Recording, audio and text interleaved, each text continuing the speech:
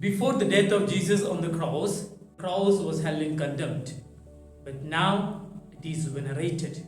Before it was a symbol of condemnation, but now this is the symbol of the salvation for the entire human race. Dearly beloved in Jesus Christ, welcome to the reflections of Good Friday 2023.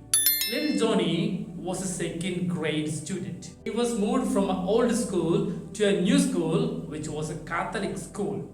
The first day when he went to the school, he was startled and shocked by a disfigured image or the statue that was placed at the entrance of the school. Immediately he asked his mother, "Mother, why was this man brutally punished? Did he not do his homework?" And in his innocence he asked, "Will I also have to go through all these punishments for all my mistakes?" The mother told little Johnny, "Don't worry. He has taken all the punishments unto himself so that no one else will be punished." Jesus has taken all the sins of the humanity unto himself so that all the human beings can be spared from sin and death. On this Good Friday, we are going to meditate on two important notions. The first one, the historical background of the cross and its new acquired meaning. Second one, the foolishness of the cross. First and foremost, let us see into the historical background of the cross. The Babylonians, Assyrians used the cross to condemn the criminals in the 6th century BCE. And that practice has been continued in different nations down through the centuries. Therefore, before Jesus died on the cross had an entirely different notion. The cross was a symbol of shame and sin, the symbol of crime, symbol of thieves. But after Jesus died on the cross acquired a new meaning. The cross fetched veneration and became a symbol of salvation for the entire human race. A simple wood of the tree, which was a symbol of condemnation and damnation, could become a symbol of salvation for the entire world just because Jesus died on the cross. If a piece of wood can acquire a new meaning just because Jesus died on it, will not our lives get a new meaning if He comes to us? Don't we acquire a new meaning and a new existence in our lives if we go to Him? We can change our lives, or we get a new meaning into our lives if we are with Jesus.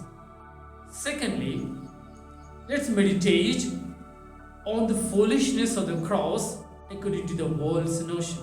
Well, don't you think Jesus was a fool to die on the cross like any other condemned criminal?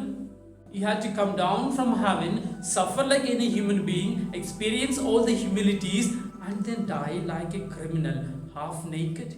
The people of those days who lived in the society where Jesus lived thought he was a fool, and his death on a cross was a foolish deed. But St. Paul explains the foolishness of the cross in a beautiful way.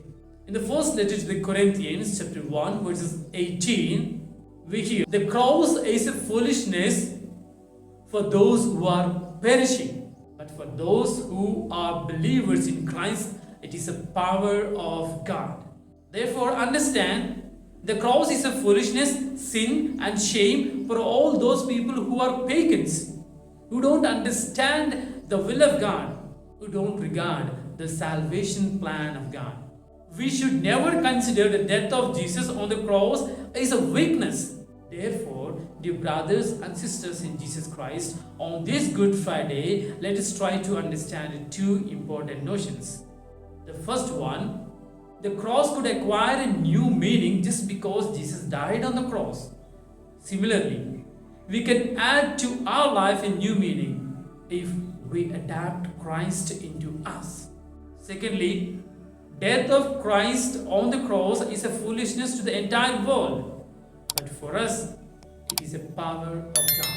Keeping these thoughts in mind, let us prepare worthily for the feast of the Easter, that we may really experience the new life that Jesus gave us at the time of his resurrection. Let God bless us all.